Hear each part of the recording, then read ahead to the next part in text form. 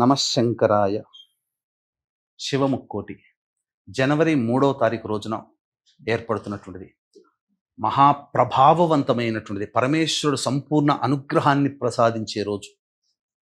ఈ రోజున ఉపవాసాన్ని పాటించిన, ఏ పుణ్య కార్యక్రమం చేసినా 3,00,00,000 సార్లు చేస్తే ఎంత ఫలితమో అంత ఫలితం మనకు ఈ శివముక్కోటి అని చెప్పబడే 3వ తారీఖు జనవరి రోజున మనకు లభిస్తుంది.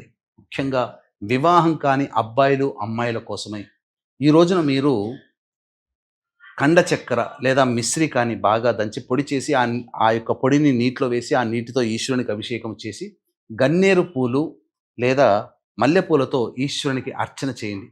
ఈ రోజున విశేషముగా సంవత్సరానికి ఒక్కరోజు మాత్రమే ఉత్తర ద్వారం గుండా శివాలయంలో ప్రవేశము, శివదర్శన భాగ్యం కలుగుతుంది.